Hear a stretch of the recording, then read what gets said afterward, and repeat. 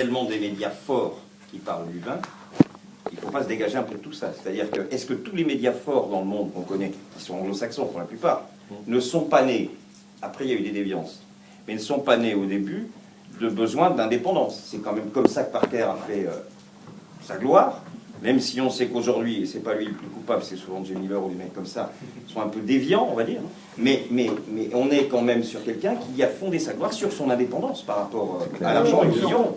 Mais c'est vrai aussi de nos grands législateurs français. Ils sont aussi indépendants de Parker et c'est là-dessus qu'ils ont fondé leur gloire. Sur Internet, pour faire de la visibilité, pour vraiment créer un média ou un petit média 20, au contraire, ça vient de la fédération de talents et de blogueurs et de contributeurs. D'ailleurs, c'est amusant, un blog, c'est très souvent une personnalité qui se met en avant, alors qu'un média, c'est une fédération de talents, de plumes, d'images, de photos. Mais justement, l'exemple de Parker, il s'est mis tout seul, oui, du net. mais je pense que C'était pas immédiat sans qu'il avait... C'est pas comme ça. C'est vraiment la fondation d'un Mediapart du vin, ou d'un nouveau média, il y aurait de la place pour un Mediapart du vin ou pour un 89 du vin. Il y aurait de la place pour un grand journal sérieux, etc., indépendant, et qui parle du vin.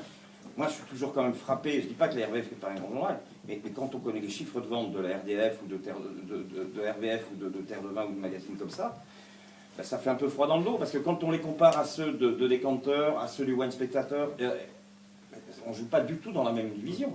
Mais le problème, c'est qu'il faudrait que les journalistes de la RVF s'adressent aux gens qui lisent des blogs.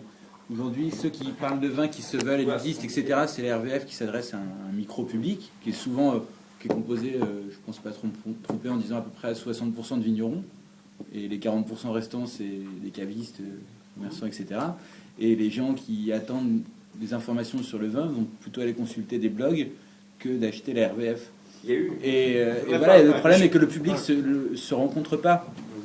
Moi, je pense que tu as remarqué sur le... Enfin, j'adhère beaucoup à ce que tu dis, qu'il y a une vraie place à reprendre. Il y a, de fait, à réécrire avec indépendance. Et qu'est-ce qui nous broie, c'est que, sans faire de sociologie ou quoi que ce soit, on est devenu de plus en plus empressé d'avoir des résultats. Même pas on a commencé à écrire 4 billets qu'on se pose la question de la monétisation, qu'on n'a même pas encore publié ces informations, qu'on se dise comment je vais négocier mes droits avec l'un ou l'autre, etc.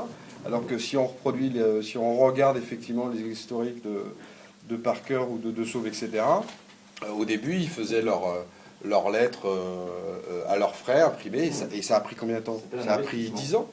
Et pourquoi aujourd'hui on se met dans une situation... finalement, on s'auto-paralyse et on veut le résultat tout de suite. Non, mais c'est vrai. Je trouve ça, moi, vraiment triste de me dire, merde, on connaît un petit peu le vin en France, on a une culture du goût qui est intéressante et qui, dans le monde, vous le savez, n'est pas portée.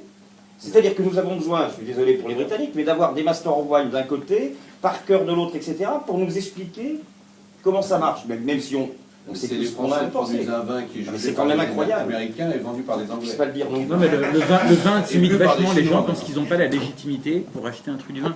Il y a quand même en France une culture du vin où il y a le monde des sommeliers, des œnologues, le grand vin, où il y a beaucoup de gens qui ne s'autorisent pas à en parler parce qu'ils pensent qu'ils n'ont pas le vocabulaire. Et les anglo-saxons sont vachement plus décomplexés de ce côté-là.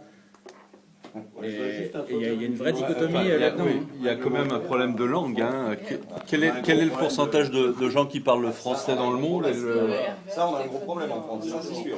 C'est pas une honte. en portugais, c'est pas Et aujourd'hui...